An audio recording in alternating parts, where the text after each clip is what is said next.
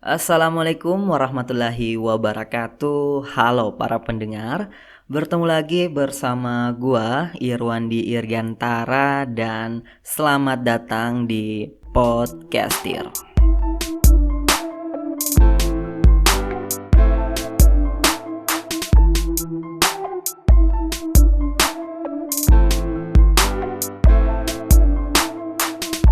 Di kesempatan kali ini, gua akan menceritakan kembali kepada kalian tentang kisah-kisah inspiratif yang mungkin tidak kalah menarik dari kisah-kisah sebelumnya.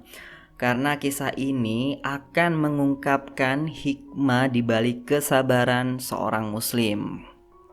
Kisah ini datang dari era generasi sesudah para sahabat Nabi Muhammad SAW atau disebut tabi'in. Jadi gua akan jelasin sedikit ya arti dari tabi'in itu.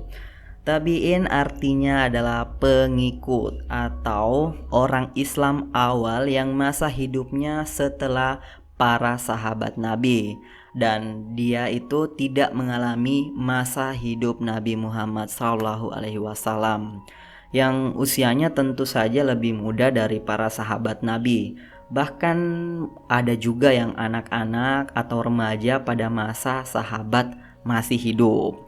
Tabi'in disebut juga sebagai murid dari sahabat Nabi. Dan jujur ya, menurut gua tuh kisah ini begitu sangat menarik. Jadi kalian juga harus benar-benar fokus dalam menyimak kisahnya. Kalau perlu sih saran gua kalian pakai headset atau earphone dan dalam keadaan rileks atau menjadi pengantar tidur kalian. Dan yang paling penting semoga bisa menjadi inspirasi bagi kalian dan menjadikan pelajaran agar kita selalu bersyukur dengan apa yang selalu diberikan oleh Allah Subhanahu wa taala. Kisah ini menceritakan seorang pemuda yang enggan mencuri malah justru jadi suami janda kaya. Jadi gue ceritain sedikit ya garis besarnya dulu. Di sini kisahnya ada seorang pemuda yang berniat ingin mencuri, tapi dia membatalkan niat jahatnya itu karena takut dengan Allah Subhanahu wa taala. Dan pada saat itu juga langsung dibalas dengan kebaikan oleh Allah Subhanahu wa taala. Jadi bagi teman-teman semua yang mungkin sudah pernah dengar cerita ini, kalian boleh skip atau kalian bisa cari cerita-cerita lainnya di Podcastir. Atau yang mungkin masih pengen denger kembali atau bisa review ilmu lah. Dan yang baru denger, kalian bisa tambah ilmu. Oke, kita mulai aja. Kisahnya itu datang dari Suriah, yang tepatnya di Damaskus. Di sana berdiri sebuah masjid yang bernama At-Taubah. Masjid itu tersohor karena dikelola seorang tabi'in atau syekh yang soleh dan alim. Syekh tersebut hidup sederhana sembari mengajarkan ilmu-ilmu agama kepada penduduk setempat. Suatu hari datang seorang pemuda ke masjid tersebut. Tampak dari penampilannya, pemuda ini tergolong miskin. Dia tiba di Damaskus dalam rangka mencari ilmu. Pemuda itu tidak mempunyai satupun sanak famili atau kenalan di kota tersebut. Sesudah hadirin majelis bubar, pemuda tadi meminta izin untuk bertemu sang syekh. Pemuda itu berkata, "Wahai imam, saya pemuda miskin yang datang jauh-jauh dari luar Damaskus. Saya tidak punya siapa-siapa di kota ini. Namun saya ingin berguru kepada engkau. Bolehkah saya tinggal di masjid ini dan makan serta minum bersama keluargamu?" Lanjut pemuda itu. Singkat cerita, syekh tersebut setuju, maka pemuda ini tinggal bersamanya. 3 bulan berlalu, pemuda tadi mendapati kebiasaan syekh. Bila ada rejeki, Syekh dan keluarganya itu makan rutin 2 atau 3 kali sehari, dan mereka berpuasa bila sedang kekurangan makanan. Pemuda itu pun mengikuti irama kehidupan sang syekh dan keluarganya. Suatu ketika, sudah berjalan 3 hari berturut-turut syekh berpuasa. Ya, mungkin karena sudah kebiasaan, tubuh syekh tersebut tidak terlalu kelaparan. Namun beda dengan pemuda tadi yang tidak kuat dan sangat lapar. Saking laparnya, dia terpaksa mengikat perutnya dan matanya berkunang-kunang sampai kepalanya pun sangat terasa berat. Saat itulah datang bisikan jahat. Terlintas di dalam benaknya bahwa dirinya kini sudah diperbolehkan secara syariat untuk mencuri makanan. Ba'da Isya, pemuda itu melancarkan aksinya. Dia memanjat dinding luar masjid At-Taubah yang menempel pada dinding-dinding rumah warga. Rumah pertama yang dihampirinya hanya diisi beberapa remaja putri. Dari celah bilik atap, pemuda itu mengintip ke dalamnya tetapi langsung memalingkan wajah dari perempuan itu. Sebab tujuannya itu mencuri makanan, bukan yang lain.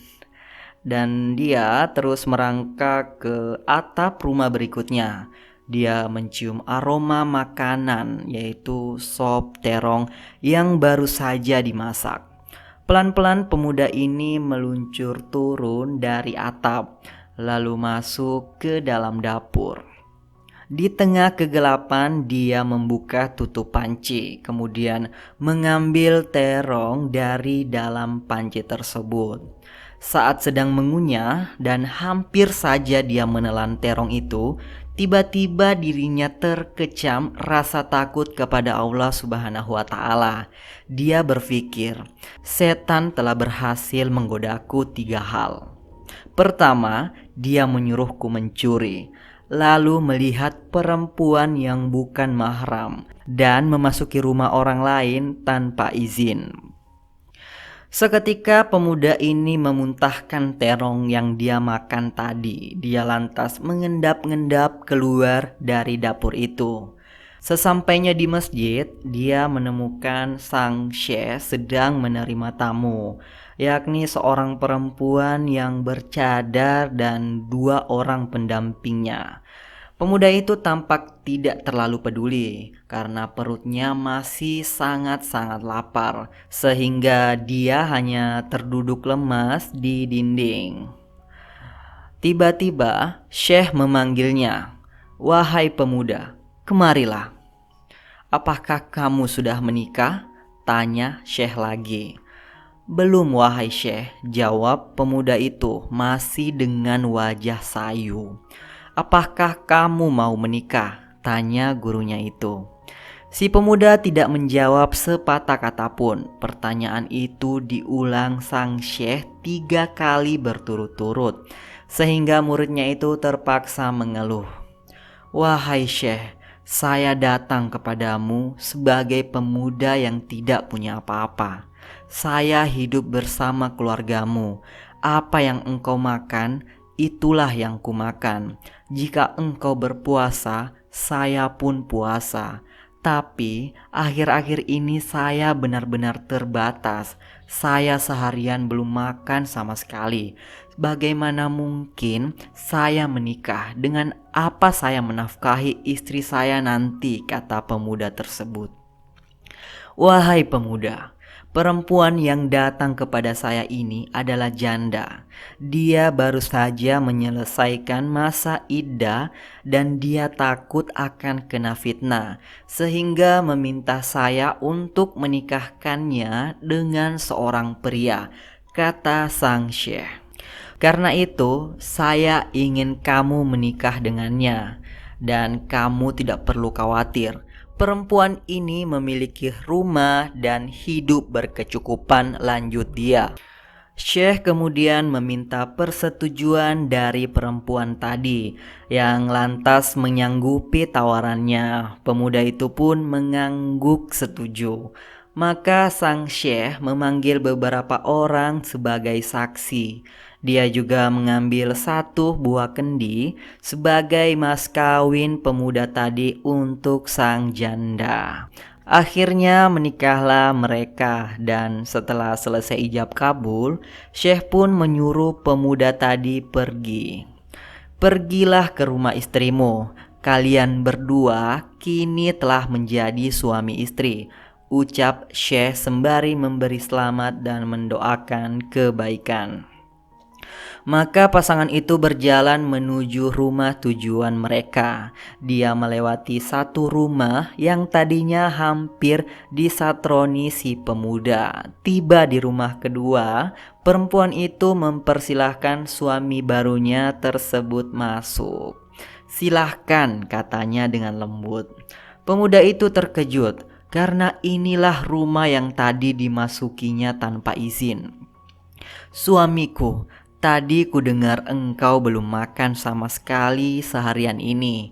Duduklah di sini, aku sudah masak sop terong di dapur," kata sang istri.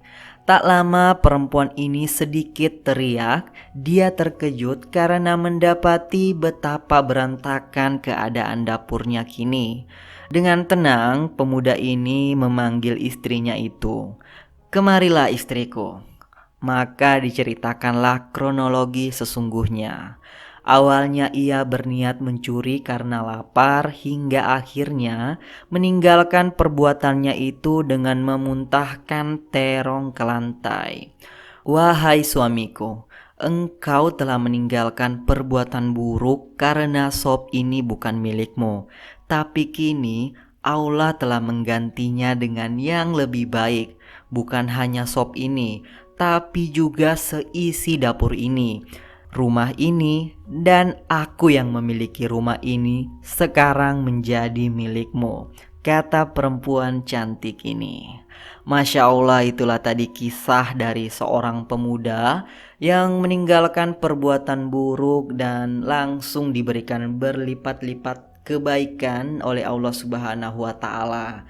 Nah, kisah ini juga mengajarkan kita ketika kita lagi dalam kesusahan, bagaimanapun itu jangan pernah menghalalkan segala cara.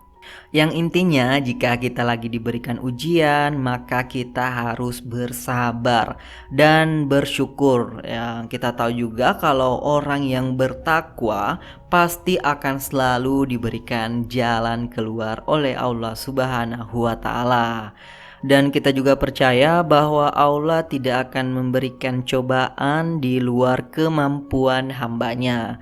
Dan semoga kisah tadi bisa menginspirasi kalian semua dan terus semangat dalam menjalankan perintah Allah. Semoga kita selalu diberikan kesehatan untuk menjalankan ibadah puasa ini dan mendapatkan keberkahan dari apa yang kita lakukan. Dan saya juga mau mengucapkan terima kasih kepada kalian sudah mau meluangkan waktunya buat mendengarkan podcast ini. Terus pantengin channel ini karena gua akan selalu memberikan kisah-kisah inspiratif di setiap harinya di edisi Ramadan ini. Dan jangan lupa di like dan share video ini supaya kita sama-sama saling berbagi kebaikan. Dan yang paling penting juga adalah subscribe dan nyalakan juga loncengnya agar teman-teman semua bisa mendapatkan notifikasi ketika gua membagikan kisah-kisah inspiratif lainnya. Saya Irwan Dirgantara, sampai jumpa di kisah lainnya. Wassalamualaikum warahmatullahi wabarakatuh.